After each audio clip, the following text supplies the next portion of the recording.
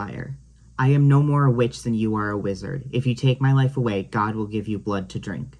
These were the reported last words of Sarah Good on July 19, 1692, as she stood on the gallows to be hanged for witchcraft. She was one of the 20 people executed in Salem in 1692 to 1693. During this shockingly short period of time, more than 150 people were accused, 33 were convicted, 20 were executed, and at least 5 more died in jail, though this exact number is unclear. 19 were hanged, and 1 further man was pressed to death for refusing to plea. In late 1691, as the legend goes, Betty Parris and Abigail Williams, the daughter and niece of Salem Village's Reverend Samuel Parris, began playing a fortune-telling game in which one suspends an egg white in a glass of water and reads the shapes it makes. This practice was regarded by ministers and reverends as highly dangerous and of the devil, with Reverend John Hale writing in 1702, I fear some young persons, through a vain curiosity to know their future condition, have tampered with the devil's tools, so far that hereby one door was opened to Satan to play those pranks. I knew one of the afflicted persons who, as I was credibly informed, did try with an egg in a glass to find her future husband's calling, till there came up a coffin, that is, a spectre in the likeness of a coffin, and she was afterward followed with diabolical molestation to her death, and so died a single person, a just warning to others to take heed of handling the devil's weapons, lest they get a wound thereby. He goes even further and classifies this relatively minor act, not dissimilar to the modern game of the Ouija board, as bordering on the capital crime of witchcraft. It's possible that the girls believed they opened a door to the devil and were destined for damnation, a topic that Reverend Parris spoke of often in sermons. It's possible these fears manifested in the physical symptoms that would come in early 1692. Whatever the reason, in January of that year, Betty Parris began to forget things and act strangely. She barked at her father, screamed when she heard the Lord's Prayer, and spoke of being damned. By February, the symptoms worsened, and other girls, including her cousin Abigail Williams, fell victim to the same afflictions. John Hale described the girls' condition as such. These children were bitten and pinched by invisible agents. Their arms, necks, and backs turned this way and that way, and returned back again, so as it was impossible for them to do of themselves, and beyond the power of any epileptic fits or natural disease to affect. Sometimes they were taken dumb, their mouths stopped, and their throats choked, their limbs racked. Marilyn K. Roach, in her book The Salem Witch Trials, lists over 60 people who were identified as being victims of afflictions. One of the most influential of the afflicted girls was Ann Putnam Jr., aged 12 in 1692. Mentioned over 400 times in the court records, 11 of the at least 19 people she accused would end up executed. She was the child of an influential family, and much like Abigail and Betty, the names of possible witches were fed to her. Most interestingly about Anne, she was the only one of the afflicted to confess to lying. In 1706, she sought to join the village church and begged for forgiveness, confessing that she had been deluded by the devil. The popular idea about the trials is that it was simply mass hysteria and religious fervor.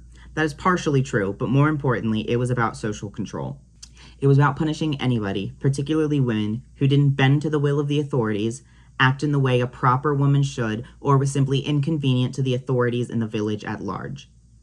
In Reverend Samuel Parris's notebook, he wrote, "Resistors of authority are resistors of God, because they resist the ordinance of God. To those in charge, if you stepped out of line, you are no better than the devil." I think examining a few specific victims and their trials will show what I mean by the social control. A good place to start when talking about the victims is the first 3 women accused of witchcraft: Tituba, Sarah Good, and Sarah Osborne. It's no coincidence that among the first to be accused was Tituba, an enslaved woman who, though we don't know for sure, is thought to be from Barbados.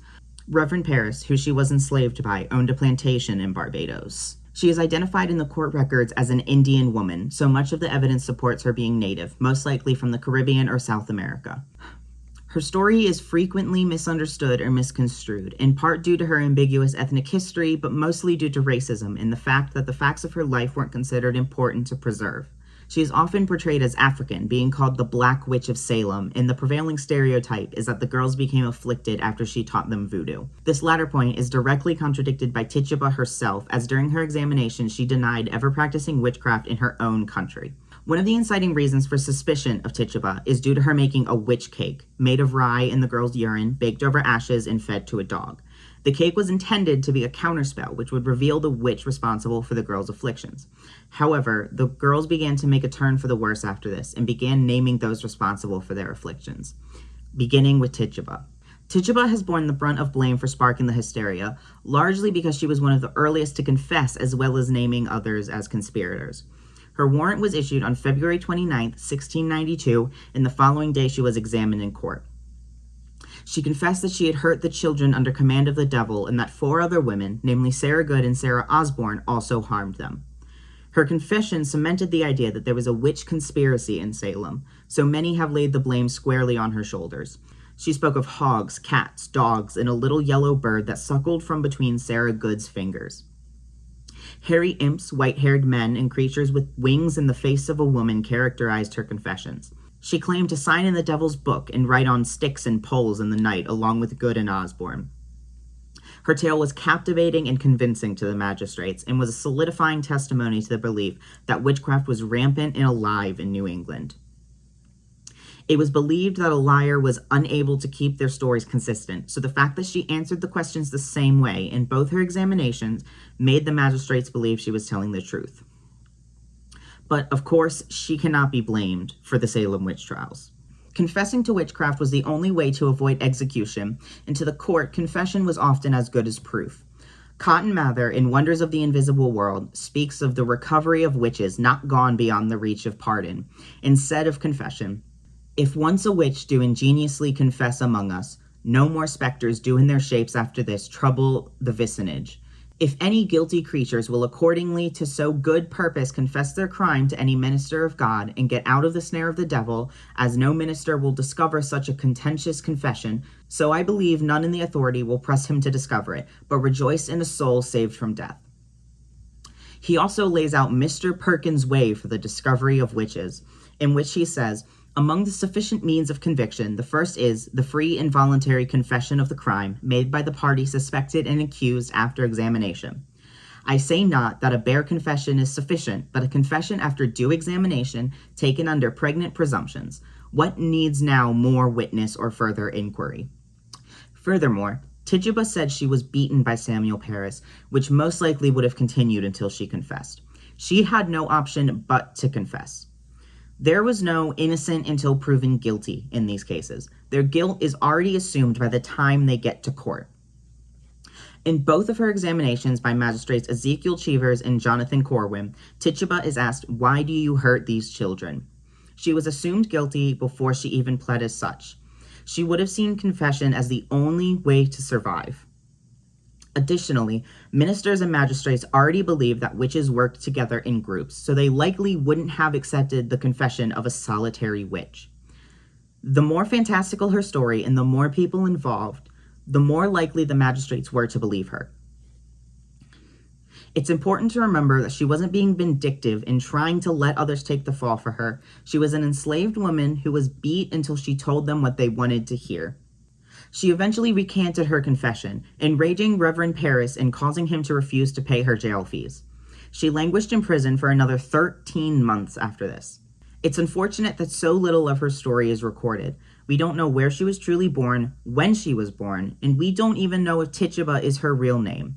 All we know is what is said in the trial records, which only show her at her lowest moment. Sarah Good was also an easy target for witchcraft allegations. Much like Tituba, she was a marginalized woman, and she already had a bad reputation. Her father committed suicide in 1672, leaving her a very small inheritance. Her first husband was an indentured servant named Daniel Poole, who died in 1686, leaving her a large amount of debt. She remarried to a man named William Good, and together they sold her inheritance in order to pay off their debts. Homeless and destitute with 2 children, they became beggars and relied on their neighbors for help. In exchange for room and board, William worked as a laborer, but as time went on, it became harder and harder to find people willing to board them. Sarah began to build herself a reputation for being rude, spiteful, and a nuisance to her neighbors. During her trial, Samuel and Mary Abbey, who had previously provided housing for the Goods, testified to Sarah's character, that she was of so turbulent a spirit, spiteful and so maliciously bent, that these deponents could not suffer her to live in their house any longer, and was forced for quietness' sake to turn out the said Sarah with her husband out of their house. Ever since, which is about 2 years and a half gone, the said Sarah Good hath carried it very spitefully and maliciously towards them, and that ever since these deponents turned her out of their house, she hath behaved herself very crossly and maliciously to them and their children, calling their children vile names, and hath threatened them often.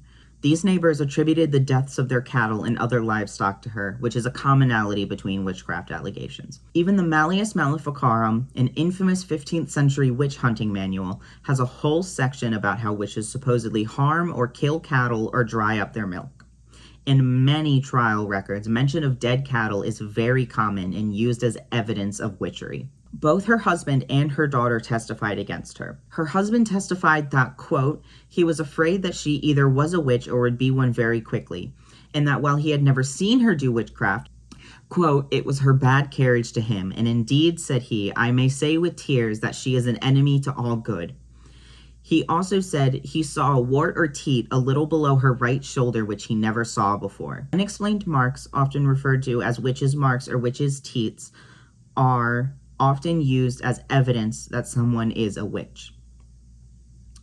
Her daughter Dorothy, often called Dorcas in the records, testified that her mother, quote, had 3 birds, one black, one yellow, and that these birds hurt the children and afflicted persons. I think it's important to remember that her daughter was only 4 or 5 years old when she testified. Not only was she a very young child, but she had already been arrested for witchcraft herself, it being said during her trial, when this child did but cast its eye upon the afflicted persons, they were tormented. There is no doubt in my mind that she was being fed this information, either intentionally or unintentionally. Dorcas Good testified that her mother had a yellow bird in her deposition in June, 4 months after Tituba testified to the same fact. Sarah was pregnant when she was arrested, and her execution was stayed until she gave birth, which she did while in prison. Her infant daughter, named Mercy Good, died shortly before Sarah herself was executed on July 19, 1692. She protested her innocence until the end, cursing Reverend Nicholas Noyes on the gallows when he urged her to confess. 18 years later, in 1710, William Good, Sarah's husband, filed a petition for compensation of damages done to Sarah and Dorcas. In his petition, he spoke of the trauma Dorcas was left with. Quote, a child of 4 or 5 years old was in prison for 7 or 8 months, and being chained in the dungeon, was so hardly used and terrified that she hath ever since been very chargeable, having little or no reason to govern herself. In 1711, he received £30 in compensation, which would be about 4.2 thousand pounds in today's money. Scholars are of the opinion that Sarah was chosen as one of the first accused because many in the town would have supported getting rid of her. It's also possible that Sarah was nowhere near as rude as she was reported to be. Obviously, many lies and exaggerations were made throughout the entirety of the trials, so we have no way of knowing if the spiteful and malicious Sarah we see in the trials is how she truly was. Either way, she was a poor, marginalized woman with a difficult past living in a difficult time. Now, Sarah Osborne was the third of the first 3 women to be formally accused of witchcraft. Again, much like Tituba and Sarah Good before her, Sarah Osborne was a marginalized woman who also had a bad reputation.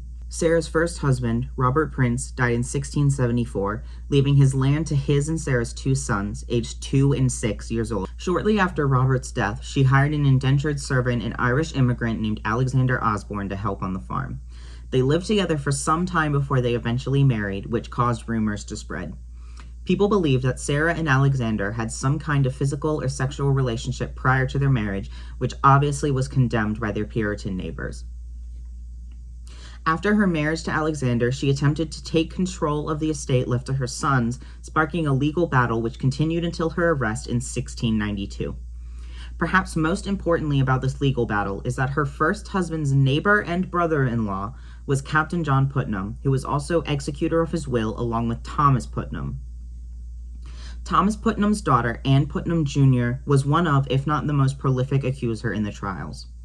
By Sarah trying to take control of that land, she was going against the accepted inheritance procedure in Puritan New England. Inheritance was structured to benefit the sons, with daughters and widows left with very little. Widows were only entitled to 1/3 of their husband's land, with the rest of the estate being left to the male heirs. The Putnams would have benefited from her late husband's will being fulfilled, so that is obviously incentive to have her arrested. Even if the Putnams had no personal investment, the Puritan elite still would have seen her attempt to take the land as socially, economically, and theologically problematic. As I mentioned before, Reverend Parris believed that resistors of authority are resistors of God. By refusing to follow the prescribed rules, she was refusing to follow God's authority. During her trial, she never confessed, nor did she accuse anybody else. Both Tituba and Sarah Good pointed the finger at her, but she maintained her innocence. She asserted that she, quote, was more likely to be bewitched than she was a witch. When asked in her examination why Sarah Good said she had hurt the children, Sarah Osborne said, "I do not know that the devil goes about in my likeness to do any hurt." This idea was one that had been on the mind of ministers and magistrates. Cotton Mather wrote in 1693, quote, "The witches have not only intimated, but some of them acknowledged that they have plotted the representations of innocent persons to cover and shelter themselves in their witchcrafts, but that such things are rare and extraordinary." Despite this doubt being expressed by some, Sarah Osborne's guilt was not doubted. Elizabeth Hubbard and Ann Putnam Jr. both testified against Sarah, but strangely, their testimonies read almost identically. Elizabeth Hubbard testified, quote, "I saw the apparition of Sarah Osborne, who did most grievously torture me by pricking and pinching me most dreadfully, and so she continued hurting me most grievously till the 1st of March, 1691 or 92, being the day of her examination. And then also Sarah Osborne did torture me most grievously by pinching and pricking me most dreadfully, and also several times since Sarah Osborne has afflicted me and urged me to write in her book."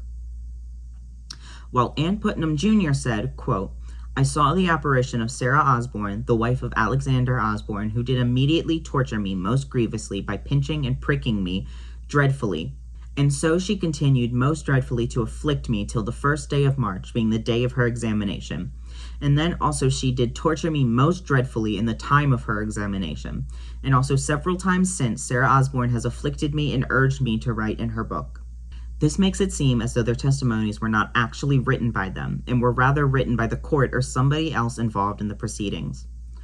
Of the ways Cotton Mather cites as sufficient means of conviction, one of them is, quote, "by the testimony of 2 witnesses of good and honest rapport, avouching before the magistrates upon their own knowledge these 2 things, either that the party accused hath made a league with the devil, or hath done some known practice of witchcraft."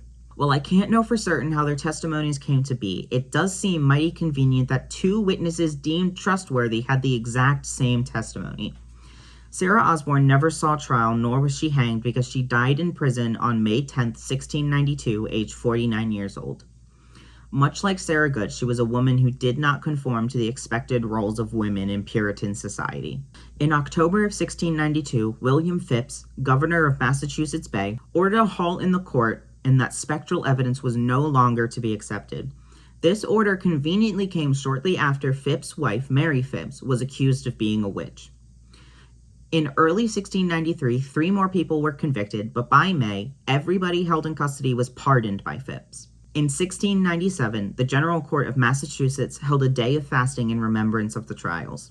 In 1711, 22 people were officially exonerated, and a total of £578 and 12 shillings were paid in damages, or about £91.5 thousand in today's money were paid to them or the families.